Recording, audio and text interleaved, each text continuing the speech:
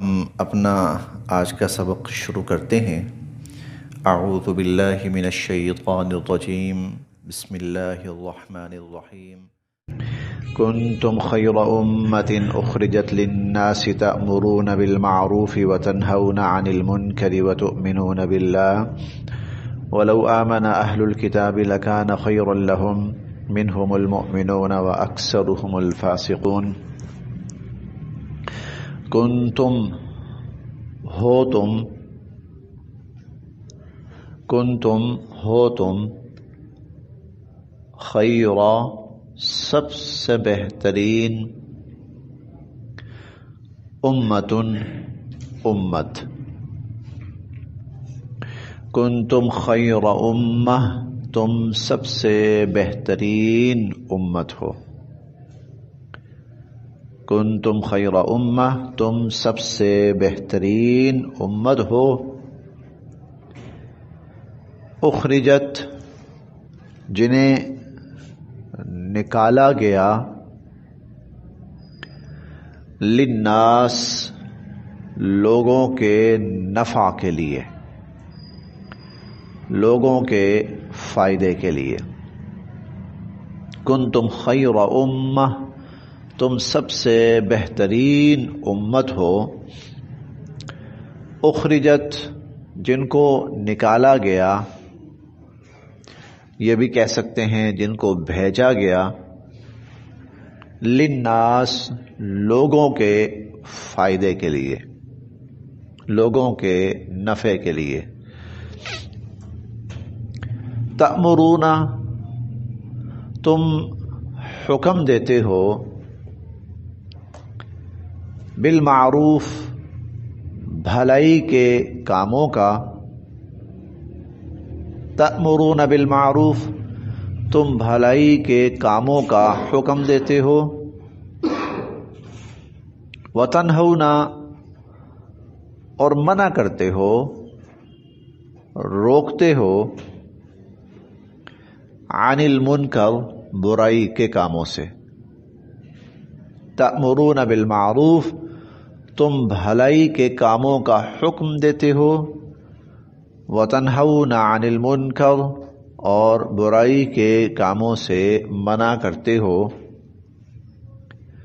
وتؤمنون اور ایمان رکھتے ہو، باللہ اللہ کی ذات پر۔ وتؤمنون باللہ اور اللہ کی ذات پر ایمان رکھتے ہو۔ کنتم خیر امہ تم سب سے بہترین امت ہو۔ امت کہتے ہیں جو کسی نبی پر ایمان لائے، جو کسی نبی پر ایمان لائے تو اس نبی کے ماننے والوں کو، اس نبی پر ایمان لانے والوں کو اس نبی کی امت کہا جاتا ہے۔ اس نبی کی اتباع کرنا، اس نبی کی پیروی کرنا، اس نبی پر ایمان لانا، یہ ان کو اس نبی کا امتی بنا دیتا ہے۔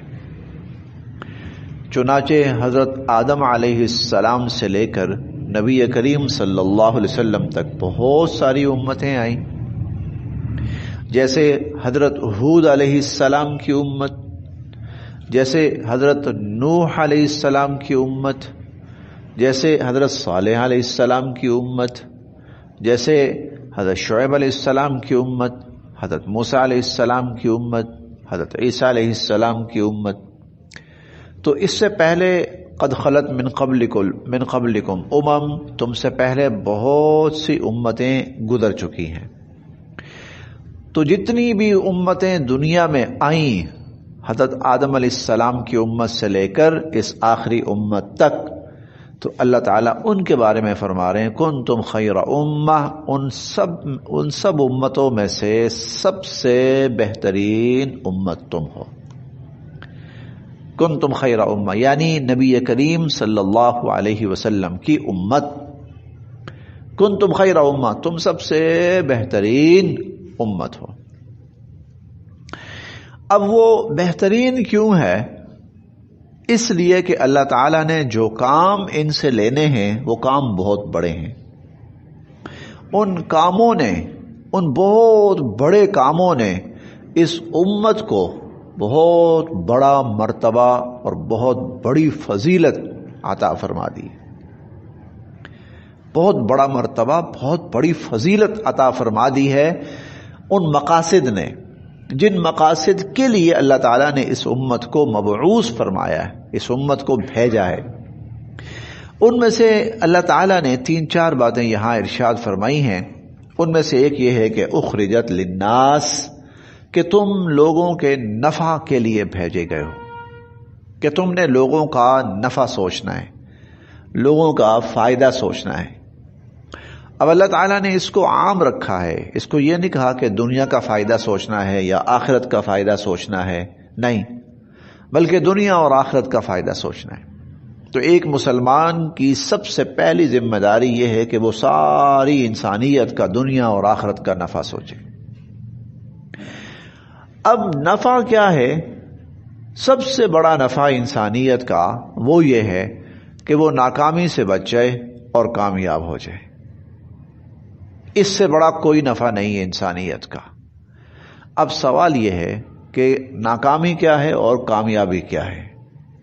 تو اللہ تعالیٰ نے اسی بارے میں ہم پڑھیں گے، فَمَنْ زُحْزِحَ عَنِ النَّارِ وَأُدْخِلَ الْجَنَّةَ فَقَدْ فَازَ، جو جہنم سے بچا لیا گیا اور جنت میں داخل کر دیا گیا وہ کامیاب ہے، وہ کامیاب ہے.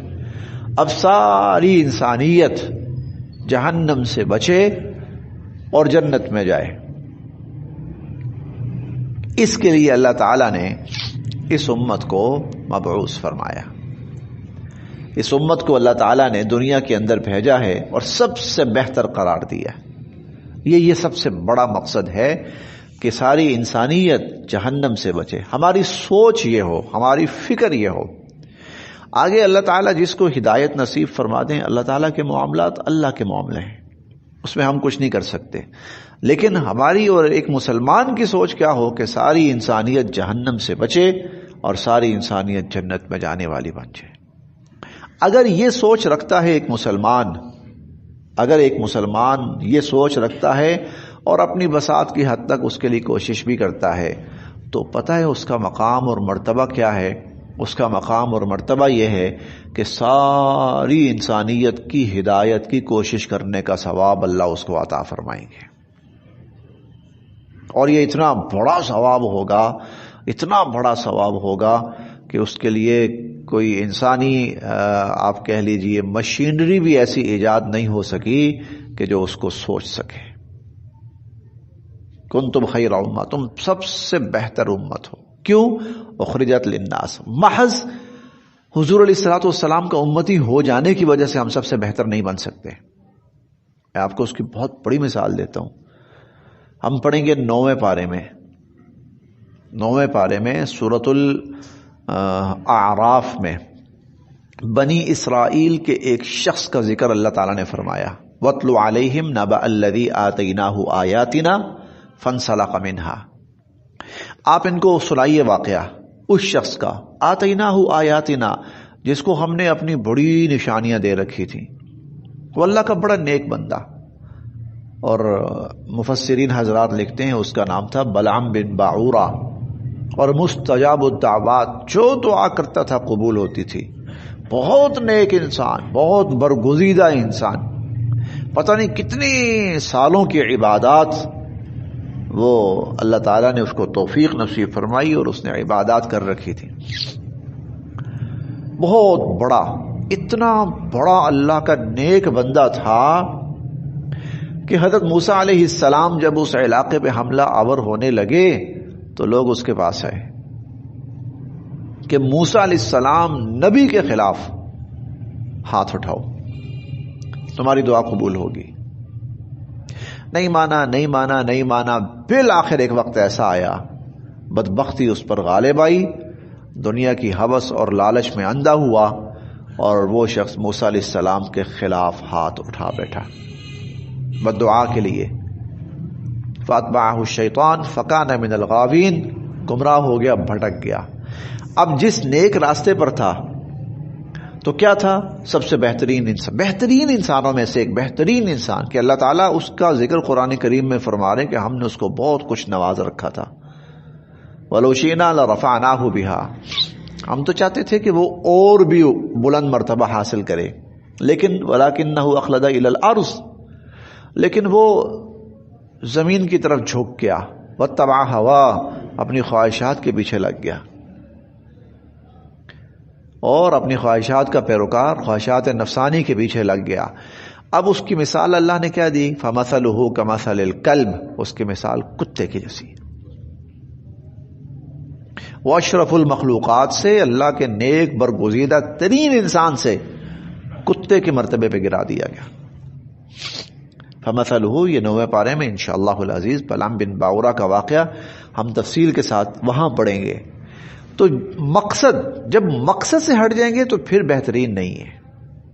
ہاں مقصد پہ آئیں گے تو کنتم خیر امہ، پھر تم سے بہتر تو کوئی دنیا میں امت ہے ہی نہیں. اخرجت للناس، جن کو لوگوں کے نفع کے لیے نکالا گیا. تأمرون بالمعروف، اور تم لوگوں کو نیکی کا حکم دیتے ہو. ہم بار بار یہ لفظ پڑھ رہے ہیں، امر بالمعروف، نیکی کا. تھوڑی سی میں اس کی وضاحت عرض کر دوں. امر بالمعروف، نہی عن المنکر، ان دو چیزوں کا مقصد یہ ہے کہ دنیا کے اندر خیر کی طرف انسان کی رغبت ہو، خیر غالب ہو، خیر پہ عمل ہو اور شر مغلوب ہو. میں پہلے بھی عرض کر چکا ہوں، شر ختم نہیں ہوگا.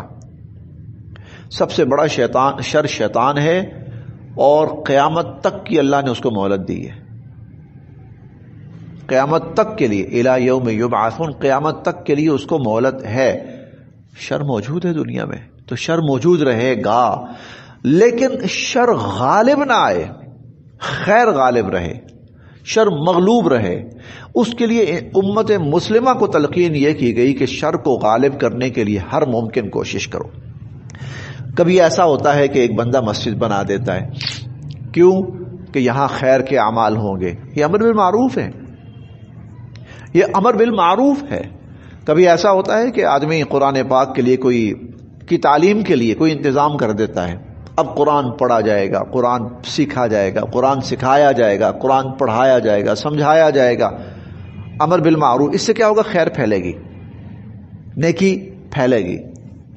کوئی بندہ اپنے گھر کے اندر کوئی ایسا انتظام کر لیتا ہے، کوئی تعلیم کا، کوئی تربیت کا، کوئی قرآن کا، کوئی حدیث، ایسا انتظام کر لیتا ہے کہ اس کی اولاد اچھے راستے کی طرف چلتی ہے. یہ امر بالمعروف ہے. اس میں صرف حکم نہیں ہے، بلکہ ایسا ماحول اختیار کرنا، ایسا انداز اختیار کرنا، ایسی صورتحال پیدا کرنا کہ خیر کی طرف لوگ راغب ہوں اور بڑھیں اور خیر کی طرف آئیں. اور دوسری چیز تنہون عن المنکر، کہ تم برائی سے روکتے ہو، یعنی ایسا تمام انداز اختیار کرنا، ایسا تمام ماحول بنانا کہ برائی سے لوگ دور ہٹیں، شر سے لوگ دور ہٹیں، خیر کی طرف راغب ہوں، شر سے لوگ دور ہٹیں. یہ امر بالمعروف اور نہی عن المنکر ہے کہ خیر غالب رہے، شر مغلوب رہے. یہ امت مسلمہ کی بڑی ذمہ داری ہے کہ وہ خیر کو غالب رکھیں اور شر کو مغلوب کریں. تأمرون بالمعروف، تم امر بالمعروف کرتے ہو، وتنہون عن المنکر، اور تم نہی عن المنکر کرتے ہو. وتؤمنون باللہ، اور تم سب سے بڑی بات یہ ہے کہ تم اللہ کی ذات پر ایمان رکھتے ہو. یہی تو بنیاد ہے نا.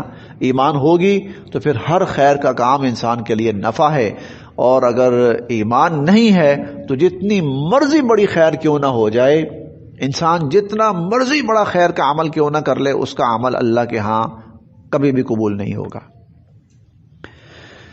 میں اس کے لیے ایک چھوٹی سی مثال عرض کیا کرتا ہوں. خیر مثال چھوٹی تو نہیں ہے، بڑی ہے. مشرکین مکہ، انہوں نے خانہ کعبہ تعمیر کیا تھا، خانہ کعبہ تعمیر کیا تھا، اور اتنے خلوص کے ساتھ تعمیر کیا تھا کہ اس کی مثال نہیں ملتی. ارادہ یہ ہوا، یہ حضور علیہ الصلوۃ والسلام کی نبوت سے 5 سال پہلے کا واقعہ ہے.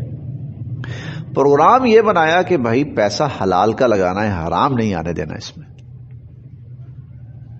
چوری کا پیسہ حرام کا ہے، وہ نہیں آنے دینا. شراب کا پیسہ حرام کا ہے، وہ نہیں آنے دینا. کوئی اگر خدا نخواستہ زنا کے ذریعے پیسہ ہے تو وہ نہیں آنے دینا، چوری ڈکیتی کا پیسہ ہے وہ نہیں آنے دینا، خالص اپنی محنت سے کیا ہوا جو کمایا ہوا پیسہ ہے حلال کا وہ لگانا ہے۔ عمارت پوری ہوتی ہو جائے، اگر فنڈ کم پڑتا ہے کوئی بات نہیں، عمارت چھوڑ دیں گے، حرام نہیں لگائیں گے۔ تعمیر شروع ہوئی، ابھی عمارت ادھوری ہے، پوری نہیں ہوئی، ابھی عمارت ادھوری ہے، پوری نہیں ہوئی، فنڈ ختم، پیسہ ہے حرام کا وہ لگانا نہیں ہے، لگانا حلال کا ہے، حلال ہے نہیں، کوئی بات نہیں، تعمیر روک دی کہ پھر کبھی پیسے ہوئے تو اس تعمیر کو مکمل کریں گے، اور ایک دیوار سی بنا دی کہ یہ تعمیر یہاں تک آئے گی اور ابھی ہمارے پاس فنڈ نہیں ہے تو ہم اس تعمیر کو وہیں پہ روک دیتے ہیں۔ یہ جو حتیم ہے نا، حتیم آپ حضرات سب جانتے ہیں، حتیم یہ اصل میں وہی دیوار ہے کہ جو مشرکین مکہ نے کھڑی کی تھی کہ یہ تعمیر ہم یہاں تک لائیں گے، ابھی پیسے نہیں ہمارے پاس۔ بڑے بڑے بادشاہ آئے، اس کے بعد بڑے بڑے حکمران آئے، کوئی کمی نہیں ہے کسی قسم کی، لیکن وہ دیوار جہاں مشرکین کی رکی تھی آج تک خانہ کعبہ وہیں پہ رکا ہوا ہے۔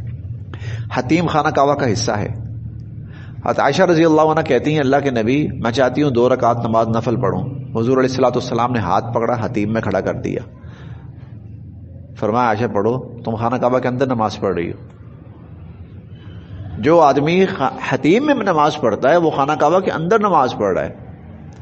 اسی لیے جب ہم طواف کرتے ہیں تو حتیم کے باہر سے چکر لگانا پڑتا ہے، اگر حتیم کے اندر سے کوئی آدمی چکر لگاتا ہے تو اس کا طواف نامکمل ہے، کیونکہ طواف نام ہے خانہ کعبہ کے ارد گرد گھومنے کا۔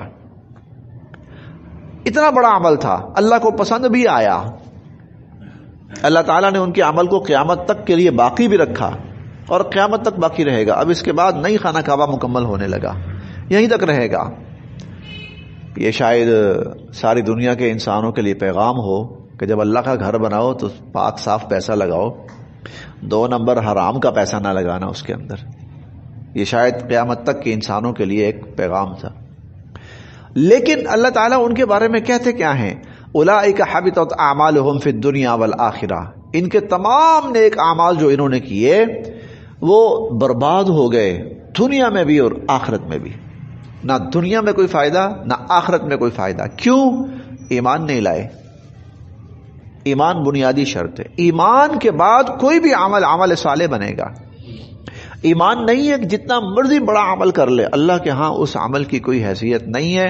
زیادہ سے زیادہ یہ ہو سکتا ہے کہ دنیا میں کوئی عزت نام اس کو مل جائے، کوئی دنیا کا ایوارڈ مل جائے تو مل جائے۔ وَتُؤْمِنُونَ بِاللَّهِ، اور تم اللہ پر ایمان رکھتے ہو۔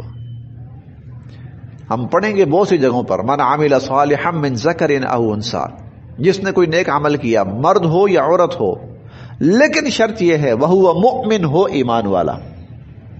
اللہ کہتے ہیں پہلے مجھے تو مانو نا، پہلے مجھے مان، اس کے بعد پھر اگلی بات کر۔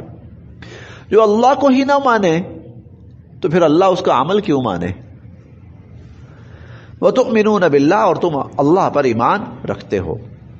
وَلَوْ، اور اگر آمنا، ایمان لے آئیں، اہل الکتاب، اہل کتاب، لکانا، تو یقیناً ہو، خیرن، بہت بہتر، لہم، ان کے لیے۔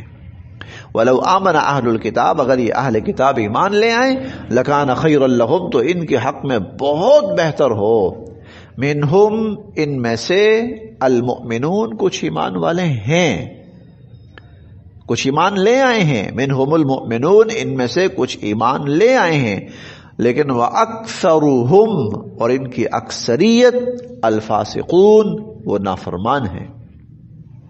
وَأَكْثَرُهُمُ الْفَاسِقُونَ، لیکن ان کی اکثریت وہ نافرمان ہیں، فاسق ہیں، نافرمان ہیں۔ لَن يَضُرُّوكُمْ، ہرگز نہیں، یضروا، یہ نقصان پہنچا سکتے، کم، تمہیں، لَن يَضُرُّوكُمْ، یہ ہرگز تمہیں نقصان نہیں پہنچا سکتے، الا، سوائے، اذا، ہلکی پھلکی تکلیف کے، الا اذا، سوائے ہلکی پھلکی تکلیف کے۔ یہ آیات خاص طور پر یہود کے بارے میں نازل ہوئی ہیں. یہ آیات خاص طور پر یہود کے بارے میں، نصارہ کے بارے میں یہ آیات نہیں ہیں. لن یضروکم الا اذى، یہ ہرگز تمہیں نقصان نہیں پہنچا سکتے سوائے کچھ تھوڑی بہت تکلیف یا پریشانی کے. وَإِن، اور اگر یقاتلو، یہ لڑنے کے لیے آئیں گے، کم، تم سے، وَإِن یقاتلوکم، اور اگر یہ تم سے لڑنے کے لیے آئیں گے، یولو، تو پھیر کر بھاگیں گے، کم، تم سے، الادبار، اپنی پیٹھیں. یولوکم الادبار، اگر یہ تم سے لڑنے کے لیے آئیں گے تو پیٹھیں پھیر کے بھاگیں گے. ثم، پھر، لا، نہیں، ینصرون، ان کی کوئی مدد کی جائے گی. ثم لا ینصرون، پھر ان کی کوئی مدد نہیں کی جائے گی. ضربت، مسلط کر دی گئی، علیہم، ان پر، الذلہ، محتاجگی، ان پر محتاجگی، ذلت، محتاجگی مسلط کر دی گئی. اینما، جہاں کہیں بھی، ثقفو، یہ رہیں گے، یہ جہاں کہیں بھی رہیں گے ان پر محتاجگی مسلط کر دی گئی. الا، سوائے، بحبل، رسی، من اللہ، اللہ کی. الا بحبل من اللہ، سوائے اس کے کہ یا اللہ کی رسی تھام لیں، وحبل، اور یا رسی، من الناس، لوگوں کی.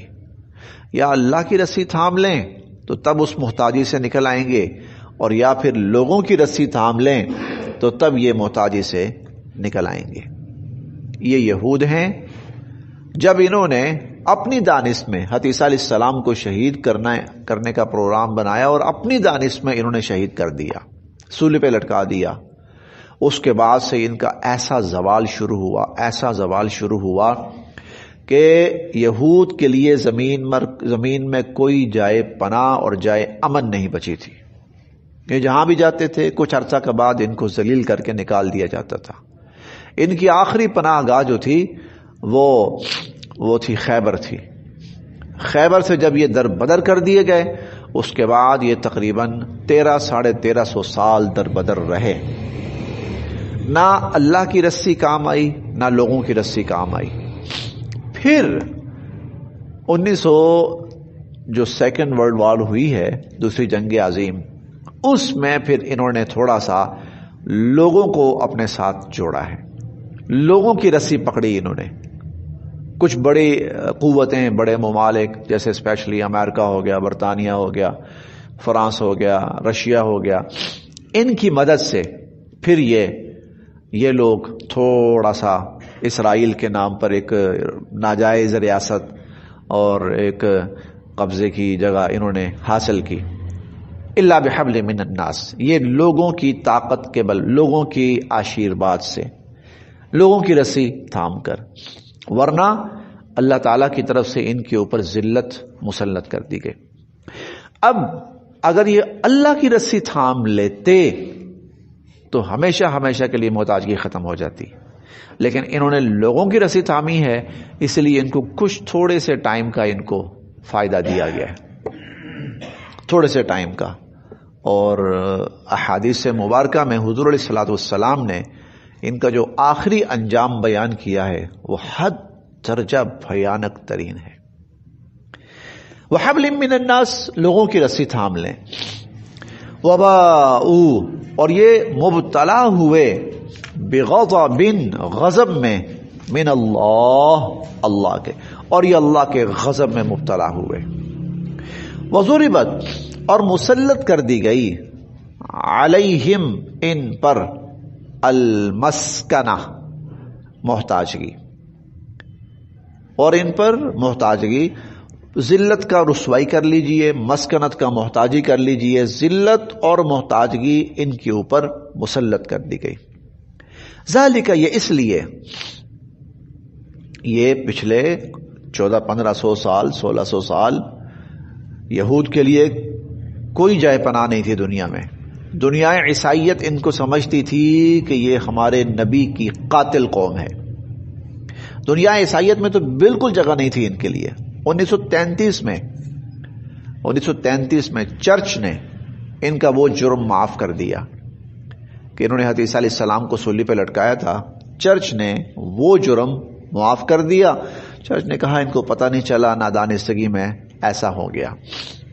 اس کے بعد یہود و نصارہ قریب آئے.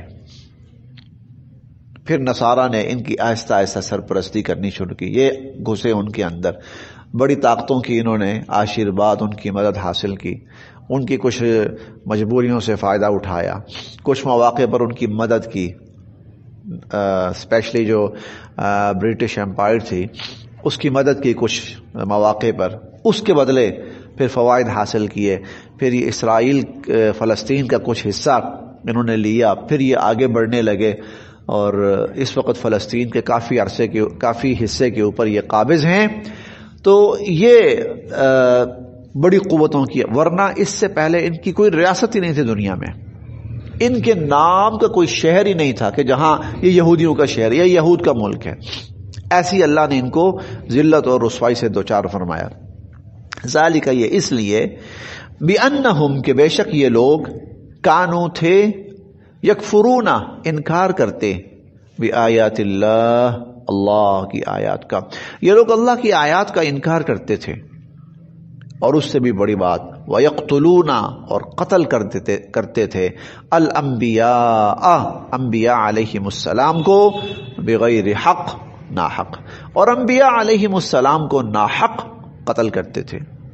ذالک، اس لیے، بما عصوا، کہ یہ نافرمان ہو گئے تھے، وکانو، اور یہ تھے، یعتدون، ہر حد سے تجاوز کر جانے والے. ذالک بما عصوا، کیونکہ یہ نافرمان ہو گئے تھے، وکانو یعتدون، اور یہ ہر حد سے تجاوز کر جاتے تھے. بس یہ آج یہاں تک.